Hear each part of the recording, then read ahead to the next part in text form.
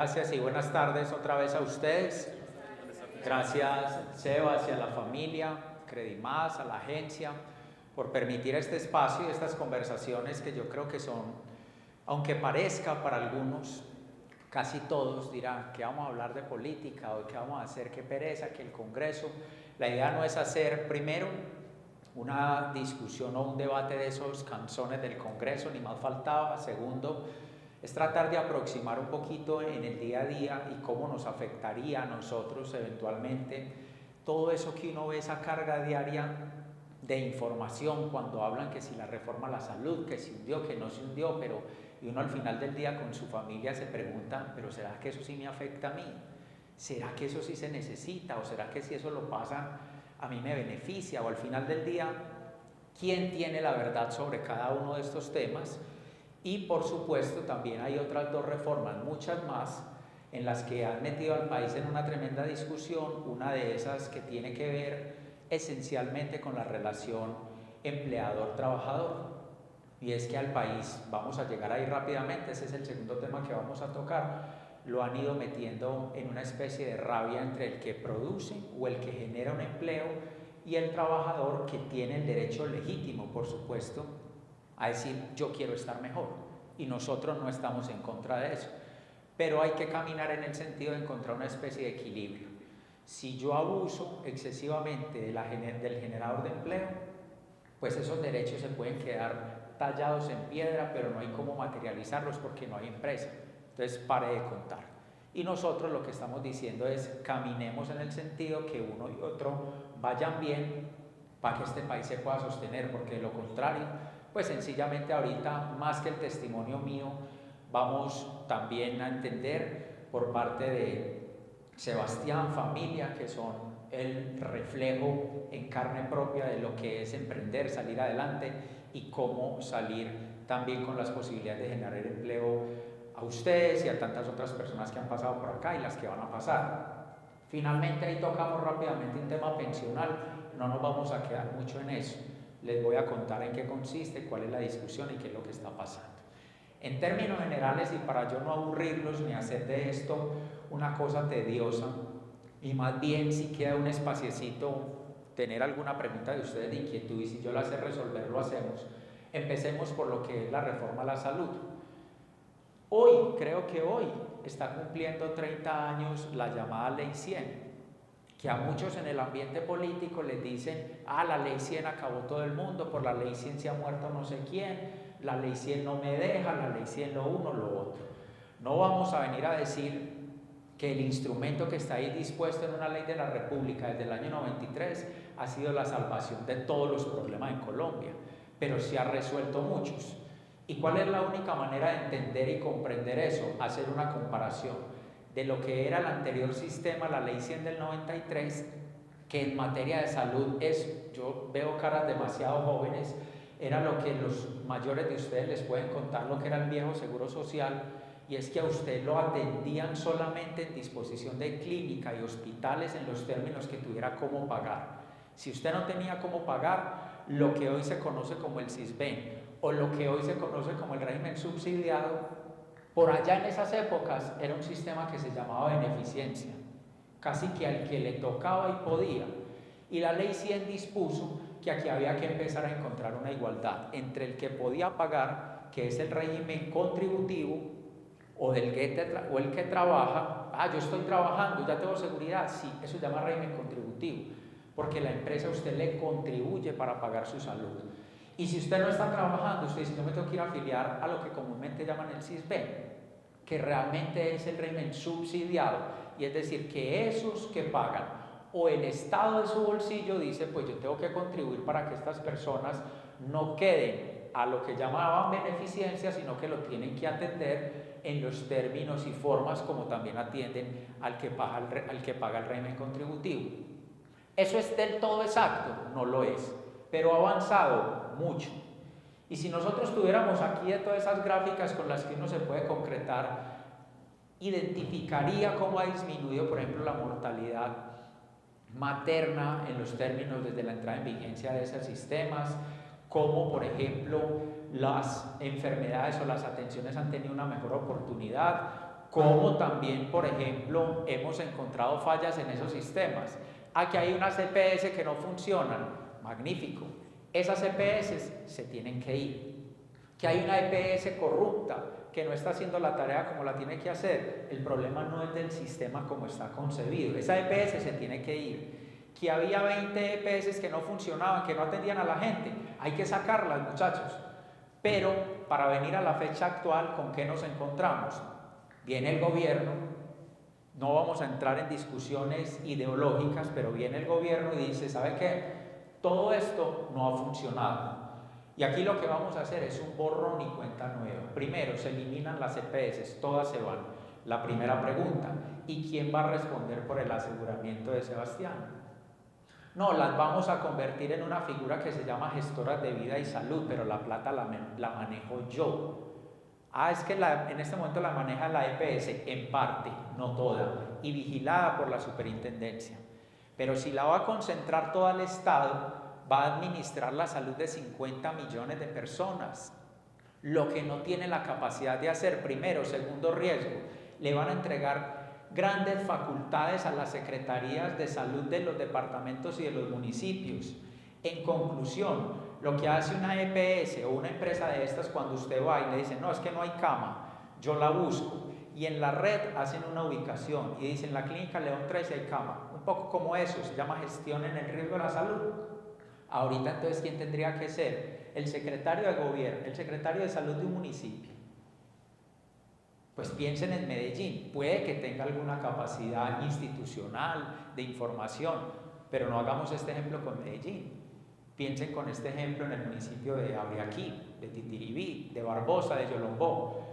Entonces yo ya no voy a ir a reclamarle a la EPS, sino que yo tengo que ir a buscar al político de turno para que me ayude a encontrar la cama de hospital que necesito hallar para mi familiar o para mí. Muchachos, eso es retroceder 50 años.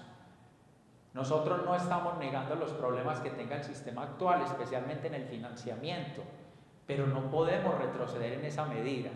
¿Que se necesitan mejoras? Claro que sí, que hay que reformar, hay que hacerlo, pero no podemos borrar todo lo que se ha hecho en los últimos 30 años en esos avances. Eso es lo primero. Segundo, los llamados CAPS, Centros de Atención Prioritario de Salud. Yo estoy en el barrio La América, me enfermé o tengo alguna complicación y yo necesito ir a consultar. Entonces resulta que yo ya no pido la cita en la EPS o con el médico que yo ya sé que me atiende en la EPS o donde a mí me gusta que me atiendan, sino que yo tengo que identificar lo que ellos denominan el CAPS, que lo van a ubicar territorialmente. Al de la América, estoy poniendo ejemplos porque eso hoy no existe, entonces lo van a poner ahí en San Juan con la 80. Si yo vivo en la América, yo no puedo ir a consultar en la EPS, que ya no existiría, el médico que siempre me ha atendido en la IPS que queda en San Ignacio. Tengo que ir primero al CAPS de la América. Planteé el problema en la práctica. ¿Cuántas personas van a tener que asistir a ese CAPS para que un médico le diga, sí, usted ya puede ir allá, no puede ir a otro? Eso no puede ser así. Eso es restringir las libertades de elección de una persona. También es restringir las libertades de elección cuando ya no se eliminan las EPS. Yo quiero Sura o Sanitas o la que sea, y si no me gusta pues me cambio. Esta vez ya no, esta vez ya no. Y están llevando a concentrar esto en una gran sola EPS con otro nombre que se denominará Gestoras de Vida y Salud. Muchachos, cuestión de tiempo corto para que esto colapse. Entonces todas las advertencias que se han venido haciendo, y alguien dirá, es que allá llevaron a Credimás a una persona que dice que está en el Congreso y nos dio una charla sobre eso y dice que eso es un peligro. No me busquen a mí, o por lo menos no solamente. Busquen a los 13, 14, 15 exministros de salud de Colombia que han dicho van a reventar el sistema. Busquen las universidades, los académicos que han dicho van a colapsar el sistema. Busquen a los expertos neutrales que han estudiado el fenómeno del sistema de salud para entender cuál es el riesgo de lo que allí nos están llevando. Y alguien dirá, pero entonces ¿por qué? O sea, ¿a quién le cabe en la cabeza que un gobierno quiera hacer un daño a un sistema de salud? Entonces alguien ahí sentado, cualquiera de ustedes, me dirá, pero entonces Petro lo que nos quiere es matar a todos. Yo tampoco puedo decir eso. Pero en el objetivo político de decir el sector privado, ahí empieza el problema. Yo no quiero al sector privado en el sistema de salud, lo elimino. En ese objetivo de eliminar al sector privado del sistema de salud, se va a arrastrar por delante la salud de 50 millones de colombianos. ¿Sabe qué ha pasado con las inversiones en el sector salud que se pretendían hacer? Se detuvieron. Porque cualquier inversionista, el que iba a hacer la clínica en Río Negro, el que una cosa, el que iba a traer tecnología, ¿sabe qué han dicho? Hasta que yo no sepa qué va a pasar acá, yo no pongo un peso más. ¿Quién es el afectado? ¿El que iba a hacer la inversión o el usuario de la salud que pudo haber tenido una atención con mayor tecnología? Ese tipo de elementos y de advertencias es las que nosotros estamos haciendo.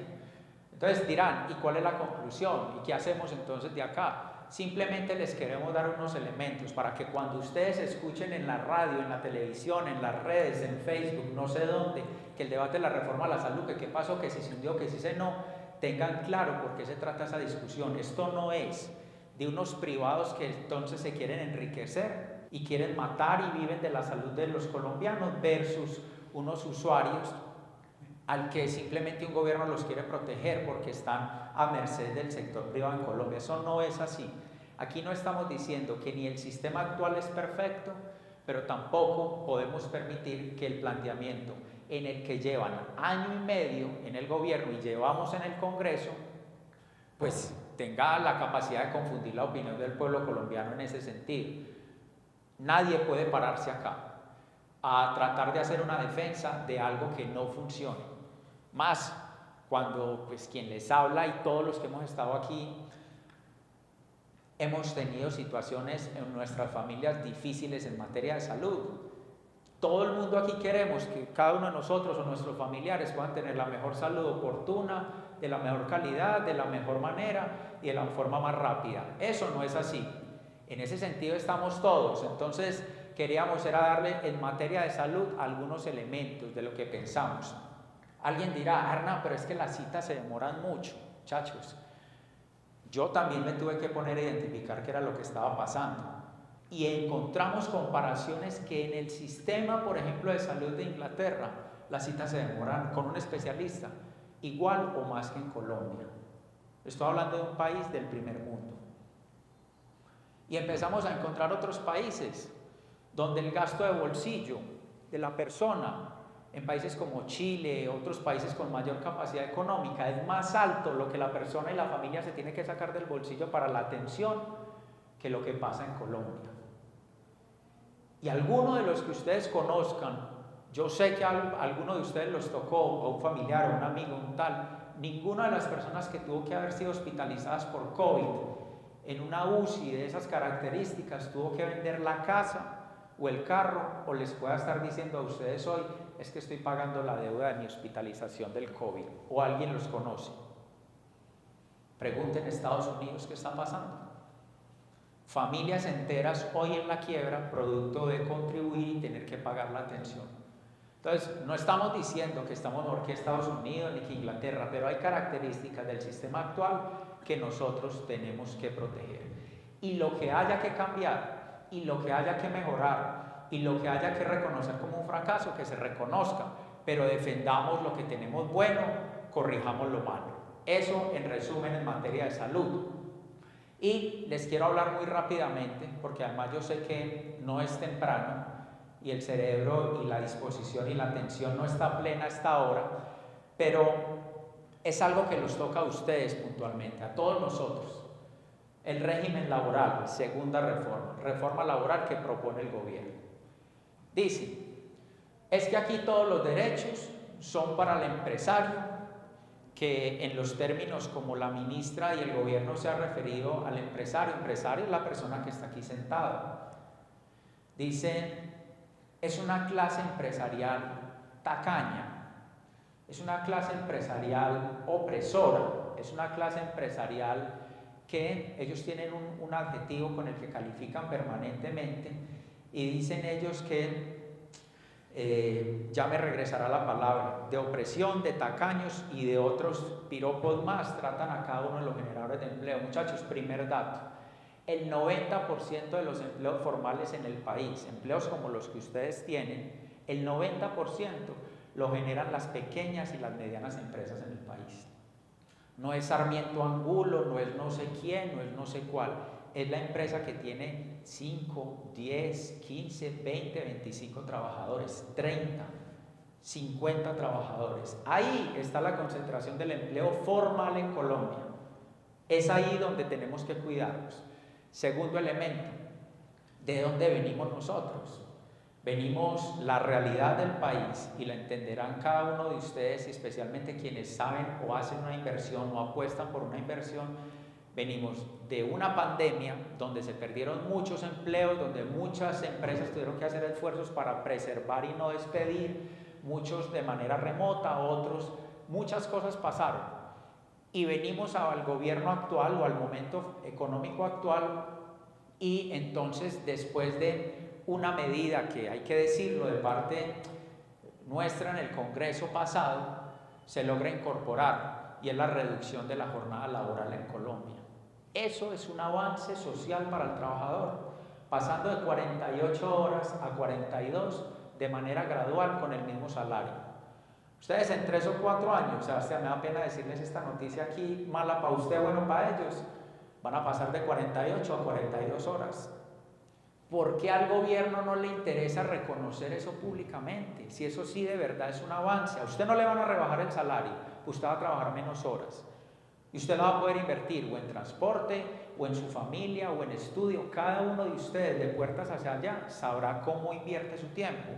Eso es un avance social. El gobierno no lo quiere reconocer, pero ya es una norma. ¿A qué vengo con esto? Que en esa disputa entre el trabajador y el empleador, especialmente de unas centrales obreras que ustedes escucharán por allá de manera reiterada, que la CUT, que la no sé qué, hay unos pensamientos radicales muy fuertes y han llevado al gobierno a cumplirles una promesa de la campaña que les hicieron a ellos. Y es que en términos prácticos, como está planteado el texto de la reforma laboral, si se aprobara hoy, gran parte de esas pequeñas y medianas empresas que existen en Colombia, que generan empleo formal, ¿saben qué tienen que hacer? Cerrar. Cerrar. Por una sola razón. Porque si empiezan a asumir esas cargas económicas y financieras que les están incorporando, tienen que tomar una decisión y nadie está obligado a perder. ¿Y usted qué dice? O bueno, no seamos tan radicales. ¿Qué tiene que hacer en una primera medida? Si yo quiero seguir funcionando, tengo que disminuir personal. Es que no me puedo obligar a perder.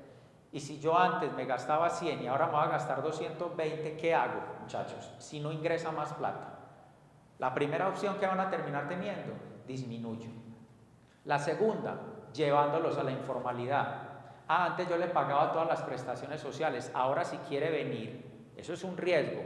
Ahora, si usted quiere venir a acompañarme, la microempresa, la del barrio, la de la fileteadora, si usted quiere venir, le pago esto, pero no le pago más. ¿Qué termina haciendo la persona? Listo, págueme esa parte. Y la tercera y más radical simplemente dijo, esto acá no funcionó. ¿Qué hago yo? Cierro Colombia y me llevo mi operación a Perú, a Costa Rica, a Panamá, a no sé dónde. Muchachos, la forma y la dinámica de la economía cambió. Hoy no estamos dedicados a la empresa de chimenea. Hoy estamos dedicados a la empresa de ¿qué? Servicios. Entonces, en esos términos, alguien dirá, bueno, pero entonces ustedes ¿qué ven bueno de ahí? No, hay algunas cosas que se pueden adoptar. Hay algunas formas de cubrir que no se abuse de algunos tipos de contratos, etcétera, etcétera. Pero en estos términos nosotros tenemos que decir, nos oponemos a que vayan a incorporarle al país unas normas que lo que terminen teniendo como consecuencia es el cierre de las empresas en Colombia y por consecuencia la eliminación de los trabajos. ¿De acuerdo? Otras más, y van a venir muchas más discusiones, que si la pensional, que la reforma a los servicios públicos, que ahora qué más viene, que si entonces la constituyente, que si una nueva constitución, nada. Ahora nos vamos a concentrar, nuestro trabajo es crear una sensibilización en la conversación con ustedes, con los empresarios, con los trabajadores, con las personas en las calles, que es lo que normalmente estamos haciendo, yéndonos a encontrar no solamente a empresarios, a los señores que están en el acopio de taxis filaditos ahí, preguntándonos para dónde va la reforma laboral, cómo me afecta a mí, yo cómo me veo afectado, qué va a pasar con mi familia. Ese es el trabajo en el que nosotros nos queremos mantener. No queremos decir que todo lo que se presenta es absolutamente nefasto, no, pero en los términos en cómo hoy está planteado, si llegaran a pasar esas reformas, en nuestra opinión, sustentados con los datos, con los estudios, con toda la contribución académica, con todo el análisis que han hecho tantas otras personas, o es que yo hago una pregunta final en esto. ¿Ustedes conocen o identifican quién es Alejandro Gaviria? ¿No? Exministro de Salud, exministro de Educación del gobierno Petro, ex rector de la Universidad de los Andes, un hombre de pensamiento de izquierda, si se quiere decir así, pues para que la categoría o el resumen de los debates y las discusiones no siempre sea, es que ese es el centro democrático. Y no quieren que Petro le vaya bien. Ese señor era ministro de Educación durante el gobierno, iniciando. Y él dentro del Consejo de Gobierno dijo, oiga, venga, yo fui ministro de Salud 8 años, ustedes van a acabar con esto. ¿Sabe cuál fue la reacción del gobierno ante esa sugerencia interna, ante esa crítica? Echarlo. Si ustedes leen hoy a Alejandro Gaviria, denle una repasadita, para que ese señor que tiene cero que ver ideológicamente con nosotros o con temas de partido y que si petrismo o no petrismo, todo eso, léanlo para que comprendan lo que aquí está pasando y cómo nos hemos sumado sin proponerlo a una advertencia y una alerta donde nosotros, primero que todo, tenemos que pensar en la estabilidad del trabajador colombiano, de la familia colombiana y del paciente colombiano, que es lo que a nosotros más nos preocupa. ¿Listo? ¿Entendido? Pero ánimo, pues, que ya van a ser las que... Sebas. Las 5 y 8, 5 y 20. Bueno, 20 minuticos más de la jornada laboral antes de que la rebajen. Muchachos, muchas gracias a todos por estos minuticos. Si alguien tuviera alguna pregunta, inquietud, la recibo con todo el gusto. Si no, los invito respetuosamente a que se sigan informando, tengo que decirlo, con rigor, porque en las redes aparece de todo, de lo bueno, de lo malo, del influencer, el no sé qué, pero tómense el trabajo, muchachos, de sacarle ratos a decir, venga, ¿qué es lo que está pasando? Realmente, aquí, ¿quién tiene razón en esto? Y yo cómo tomo una postura, un pensamiento sobre lo que debería suceder en el país en los próximos meses y próximos años, porque si pasamos una línea, si dejamos que pase, si nos llevan hasta allá y no hacemos nada, de allá no hay retorno. ¿Listo? Mil gracias a todos. Y ánimo, pues. De las horas, ¿cómo son esos pasos o esos hitos donde va a ir disminuyendo la jornada laboral? Lo de la reducción de la jornada laboral. Bueno, muchachos, voy a hacer una cuña porque hay que hacerla, es que a nosotros nos dan mucho palo. Pero la agitación de los movimientos políticos en el país ha utilizado mucho la causa del trabajador para alegar reivindicaciones y se han quedado en eso, en alegatos. Nosotros de una manera creemos que más concertada, más calladita, logramos esa reforma hace 2 años. Vuelvo y la resumo, reducción de la jornada laboral de 48 horas a 42 de manera gradual. Ya este año se deben estar trabajando semanalmente 47 horas. El próximo año se disminuye 1 hora más y los siguientes 2 llegará hasta las 42. ¿Que por qué? Pues porque el empresario también tiene que saber hacer una adaptación, donde cubro un turno, como hago aquí, no todo el mundo está trabajando, digamos, en el computador, esto tiene que comprender que hay turnos como los de la vigilancia o los de la medicina, todo ese tipo de cosas donde son turnos de 12 y cómo lo reemplazamos, pero esa gradualidad ha ido permitiendo eso. Eso no es una propuesta de campaña, eso hoy existe, eso es la ley, Valen, si me ayudas a buscar el número, es tal vez la 2021 de 2022, pero la vigencia empezó apenas ahorita. Entonces, ojo con esto, importante tenerlo claro. Las luchas que toca con esto, porque cuando se logra eso y por fin se logra, los mismos sectores con los que nosotros hemos tenido los inconvenientes, no obstante que en la ley dice no se reduce el salario, no se reduce, es el mismo. Salieron a decir, claro, vieron, para bajarle el salario a los trabajadores, porque ¿quién hubiese metido una reforma donde se le estuviera bajando el ingreso a los trabajadores? Nadie, ni la hubieran aprobado, mejor dicho, ni la hubiéramos presentado, ni la hubiera aprobado nadie. Entonces, en ese sentido, ya estamos en vigencia de esa norma, que ustedes la conozcan, que no fue fácil, porque eso afecta directamente o toca la caja del empleador. Y como decíamos ahorita, nosotros no podemos estar andando por el mundo pensando que todo el mundo es Sarmiento Angulo, que Ardila Lule, que no sé qué. Aquí hay unos titanes y unos héroes como Sebastián y familia que han hecho una apuesta por este país que uno cada vez tiene que admirar más. ¿Listo? Que cuando las vacaciones, no, eso sí ya lo hablan con él. El papel ahorita que está haciendo es informativo, Sí. ¿cierto? ¿Tiene relevancia la información al pueblo cuando la decisión se toma en Congreso? Y en Congreso, ¿qué está pasando para darle ese no el espaldarazo, pero sí esa contrapropuesta a las diferentes reformas? Correcto. Esas coaliciones que hizo Petro en su momento para poder ser elegido, tengo entendido que están deteriorando por esos idealismos Sí. que no tienen sentido. Pero entonces el papel en Congreso ahora, ¿por dónde va? Muy bien, buenas preguntas. La primera, ¿cómo es que es tu nombre? Sebastián pregunta, pues si la decisión se toma es en los debates que nosotros damos en el Congreso, ¿este papel informativo qué relevancia tiene? ¿O cambia en algún sentido lo que pueda pasar o no? No, es eso, es informativo, es tener la disposición de decirles, venga, conozcamos cada vez más y no nos quedemos solamente a lo que vemos por allá en el TikTok o en la noticia un ratico, que uno no logró comprender muy bien qué fue, que la UPC, que si la bajaron, que quién, que por qué, que la ponencia de archivo. Tiene un carácter de informar, de conversar y también de estar dispuesto a que alguien diga, no, pero es que eso no, que usted está diciendo no es así, por esto y esto. Entonces es más como darle esa idea de venga, conozcamos qué está pasando, pongámonos un poquito pie en tierra, y por eso mi invitación final no se quede siquiera con lo que yo le estoy diciendo. La invitación es busque las fuentes serias de debate y cruce para que usted se haga su concepto sobre esto lo apoyo, esto no lo apoyo. Yo no las apoyo, pero producto de todo lo que se ha hecho de estudio este tiempo que llevamos.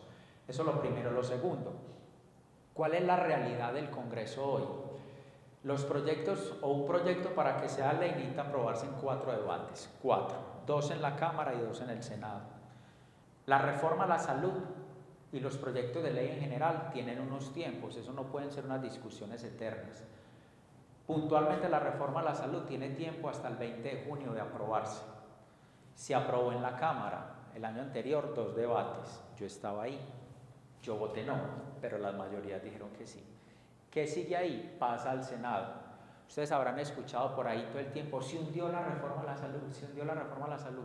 Es porque en el debate que sigue, las mayorías que van a recibir la reforma de entrada ya dijeron, la conocemos, la estudiamos y decimos no. Entonces virtualmente está hundida, pero tiene que darse el debate hasta que se vote y ese día formalmente van a decir, ahí sí se hundió la reforma. Solo que de 14, 8 o 9 ya dijeron, yo no apoyo esa reforma, precisamente por todo esto que acabamos de hablar, con un mayor nivel de discusión, de debate, de elementos.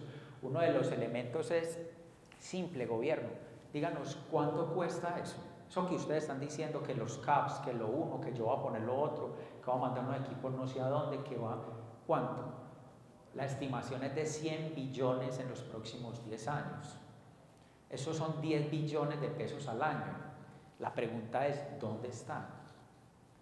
No, moveremos, haremos, no. Eso se llama en el debate legislativo concepto fiscal viable o no viable. Chacho, es una empresa, ¿hay plata o no hay plata? O sea, deberíamos echarle 20 pisos más a esto, deberíamos, qué bacano, ¿hay plata? No. Entonces, ¿sí o no? Ese es el tema. En la salud, virtualmente hundida. en el régimen, en la reforma laboral, está en el primer debate de 4 en la Cámara de Representantes. No despega de ahí por las mismas rigideces. Algo puede avanzar la reforma pensional, algo puede avanzar, pero está también muy pegada, como decimos nosotros, en el ambiente político. Y todas esas reformas tienen hasta el mes de junio para tramitarse. Es que llevan 2 años en eso. El país lleva 2 años, que si la reforma, que si sí, que si no. Mientras tanto, eso no sería grave si el financiamiento del sistema de salud siguiera avanzando bien, si las inversiones que venían a hacer los extranjeros o un capital colombiano, pero que iba a decir, voy a hacer la clínica de Oriente como la quiero hacer en el Río Negro, dicen, pare, porque es que yo no sé cuáles van a ser las reglas mías. Entonces, el gran efecto, el peor efecto, es que esto está frenando las inversiones en tecnología, en equipamiento, en infraestructura, en inversión, por supuesto. Todos los agentes del sector dicen, a mí me debe un hospital, una clínica, todo el mundo entró como en una especie de ¿cómo se llama eso? De prevención, de decir, yo voy a perder todo esto se colapsó y se está paralizando. Ese es el gran problema de lo que se ha creado ahí. Y yo creo que para todos nos podrías explicar, pues al menos la tengo clara, pero de pronto hay gente que no la tiene clara, los agravantes que podría tener una constituyente como la planea Petro. O sea, ¿cuáles son los alcances que podría tener Petro si se le aprueba la constituyente? Sí, muchachos, eso es una discusión muy compleja por varias razones. La primera es porque él había afirmado en mármol que una constituyente no, pues que nosotros tenemos nuestras reglas establecidas y que no iba a traer una nueva constitución, que eran los riesgos de otros países como Venezuela y otros que decían, algún problema, me instalo en el poder y nueva constitución. Eso está aprendido de otros países. Chile se metió en el mismo problema y reaccionó a tiempo y hoy como que no sabe para dónde pegar porque que el estallido en Chile, que nueva constitución, y a la final la gente dijo, oiga, nos van a arrebatar el país de nosotros, y han estado ahí. Él llega de una manera que no lo había propuesto, nunca lo dijo en la campaña, es más, dijo todo lo contrario, y de repente dice, si no me aprueban las reformas, estas que acabamos de hablar, por las razones que estamos hablando, pues entonces el país necesita una constituyente. Cuidado porque está teniendo una reacción, como quien dice, si el Congreso funciona en el sentido de decirme no, entonces yo activo una constituyente. Ese es el primer problema. El segundo es que hoy existen, por lo menos de forma reglada en Colombia, unos caminos para acceder a una constituyente. No es que un presidente dijo, levantémonos, hagamos una constituyente hoy. Eso tiene un camino en el Congreso. Pero empezamos a temer que él no quiera usar el camino del Congreso, es decir, el de la institucionalidad, es decir, el de la certeza jurídica, sino que quiera crear un escenario diferente, ¿cuál? No sé, y decir, pues citamos a constituyente y ya veremos quién gana, porque eso es un poco lo que uno ve como impulso, como ustedes y nosotros, el rico, el pobre, el empresario, el trabajador, lo que hablamos ahorita. Esa división de la sociedad no sirve. Que el rico del poblado, que las vías del poblado, que eso no sirve, muchachos. Eso lo único que genera es eso, unas ideas y unos odios innecesarios, mientras los procesos de avance en las regiones y en el país se paralizan. Y eso es lo que ahí está pasando. Simplemente por dejarles un dato final, cuando él dice, nosotros hemos pagado las vías de los ricos del poblado al oriente, primero eso no es así, es una vía que conecta al oriente antioqueño con el Valle de Aburrá, independiente de quién la transite. Si es a ir al aeropuerto, si es a ir a una cita, si es a lo que sea. Segundo, esas obras no las ha pagado el gobierno nacional, las ha pagado Antioquia por vía de peajes y de valorización. Entonces no es exacto ni es cierto que él diga que el presupuesto nacional se ha ido en esos términos. Para ser puntual, Sebastián, ¿qué puede pasar con el anuncio de constituyente? Cualquier cosa. Hay que estar preparados, en el sentido de alistarnos para decir, quienes creemos que este país hay que defenderlo con la institucionalidad que tiene, irla mejorando, corregir lo malo, despejar lo malo, pero mejorar con lo que tenemos, vamos para eso. Pero ese salto al vacío, uno llegar y desconocer la Constitución, borrar todo, desmontar el sistema de salud porque no sirve y todo el mundo es corrupto, desmontar el sistema laboral porque los trabajadores son enemigos del trabajador y el empleador no sé qué. Todo eso, nosotros no estamos a favor de eso.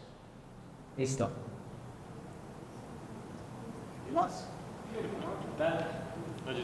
Sí, sí, tú tienes una, sí. Ya con este anuncio de la reforma laboral más lo que está mencionando de la constituyente, ¿cómo han reaccionado las empresas o esos generadores de empleo pues, a seguir generándolo en Colombia? Porque eso es un anuncio bien raro. Esa es una pregunta buenísima. Chacho, yo he podido tener unas charlas con varias empresas. No la traje aquí para no hacerme largo, pero estoy más largo de lo que pensaba. No por mí, por ustedes. Y al empresario, al generador de empleo, cuando le están preguntando, ¿usted cuál cree que es el mayor obstáculo para crecer en Colombia, para invertir, para decir, voy a poner un ladrillo más en Medellín, en lo que sea, en Credimás, en no sé dónde? ¿Saben cuál es el primer factor que les impide avanzar en eso? Incertidumbre política. Ahí está la encuesta de la ANDI, vale, si la pudiéramos tener en la presentación solamente para mostrárselas a ellos. Alguien diría, no, que la tasa de cambio, que la tasa de interés, que los bancos, que clima político. ¿Quién creyera eso? Entonces la respuesta es eso. ¿Cuál es el primer obstáculo para crear empleo en Colombia en este momento? Que al generador de empleo le da miedo poner un peso más, un ladrillo más, una silla más, porque dice, yo no sé para dónde va eso. ¿Cómo se llama eso? Incertidumbre política. ¿Creada por qué? Todo esto que acabamos de hablar.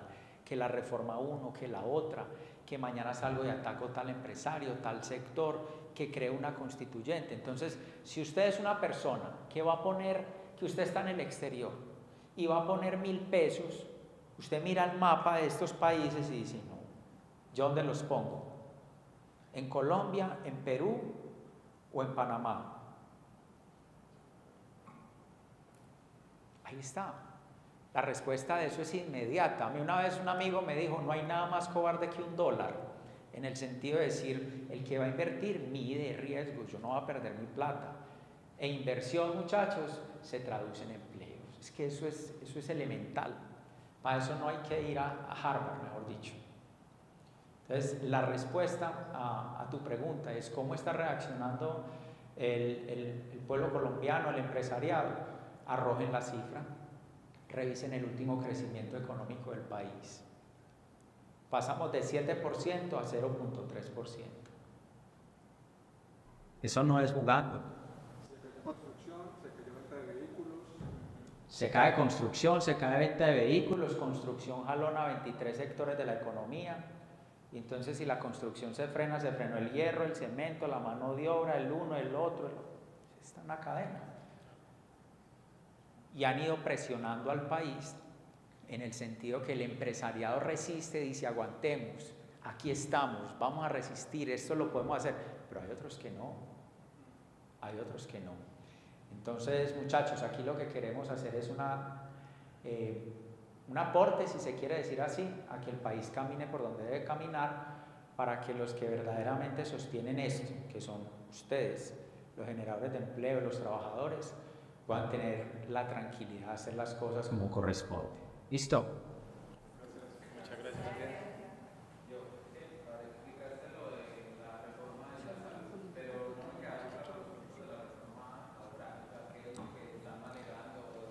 La reforma laboral está bien. La reforma laboral es un texto muy amplio y se divide en dos características: la parte de derecho individual y la parte de derecho colectivo, que es lo de los sindicatos y todo lo demás. Por ejemplo, uno de los riesgos grandes en la parte colectiva o de sindicalización es que los países han tenido una protección en lo que tiene que ver con servicios públicos esenciales donde no se puedan hacer huelgas, porque tú no puedes paralizar el servicio de urgencias o tú no puedes bloquear de un momento a otro un servicio esencial. Esta reforma lo permite. ¿Sabe qué termina pasando? Usted dice, le pararon el país. Entonces dice, los trabajadores que presten un servicio en el campo de servicios públicos esenciales, pero que su función no sea esencial, pueden hacer huelga.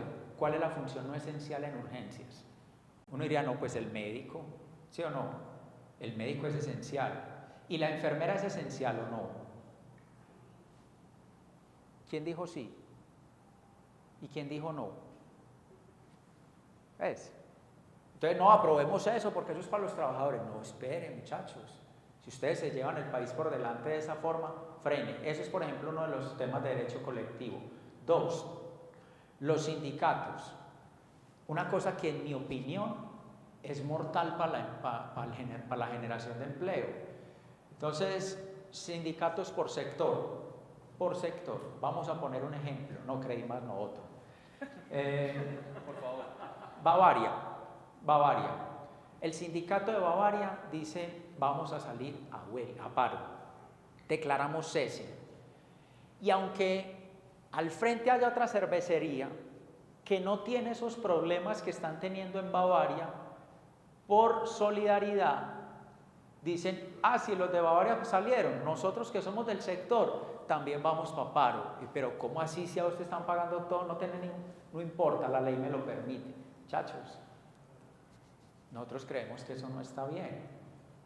Preserve los derechos laborales, preserve los derechos sindicales, permítale a los trabajadores cada una de sus garantías completas. Aquí no se puede restringir nada, pero tampoco abusemos así, porque si no, pues frenamos el país. ¿Saben cuál es el efecto de eso?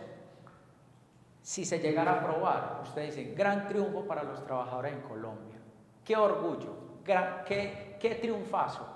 Usted queda con un texto así, un código así, pero enmárquelo, porque la mayoría de empresas se le desmontaron y se le fueron.